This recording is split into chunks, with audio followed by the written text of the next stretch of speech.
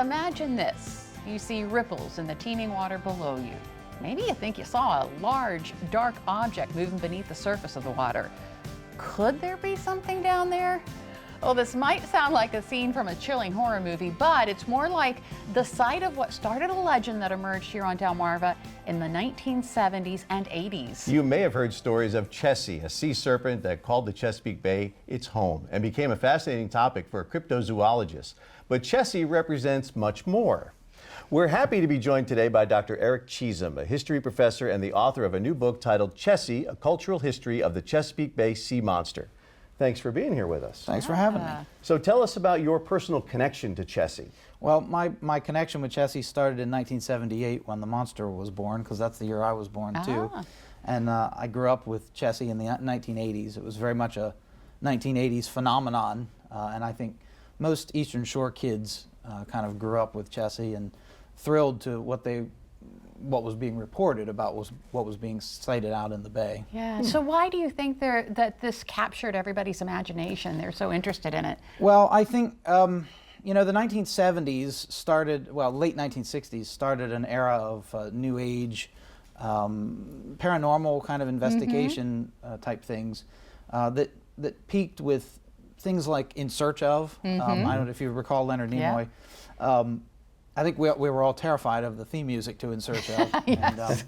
And so there was kind of a peak in the late 70s of that sort of thing. And in the 1980s, it gained a kind of scientific sheen. And so there were huge expeditions in search of the Loch Ness Monster, Bigfoot, and those sorts of things. And Chessie kind of locked into that and really brought it to a local level, and I think it really intrigued people, enthralled people, especially kids. Yeah, oh yeah. So how did you go about researching Chessie? Gosh, that's a long and complicated story. How long is the segment? My first foray into that was to get into government documents, actually. In 1985, there was an attempt by the Maryland Senate to pass a joint resolution to protect Chessie under state law. It didn't succeed, but that meant that there was a paper trail. And you know, once I was able to kind of get a lock on that, then you can work outwards. And started meeting a lot of, finding out about first, and then meeting a lot of really interesting people who had interacted with Chessie in some way or another, government types, people who had cited Chessie and those sorts of things. Yeah. So why do you think that Chessie became a symbol for the bay and its waters? Well, that's a really good question, and the people who made a coloring book about Chessie in the mid-'80s really struggled with that question, because the United States Fish and Wildlife Service produced this wonderful coloring book for kids that used Chessie as a spokesperson for bay wildlife and those sorts of things. And the Fish and Wildlife Service, of course, which is a very scientific organization, was not especially thrilled about the use of a mythical animal. And so they said, you know, why would we use this instead of something more Maryland-esque? And I think that the reason for that is because Chessie was a myth or a legend or whatever, it was able to speak to different things without ever being associated with one thing, as it were. So it could speak about the whole bay.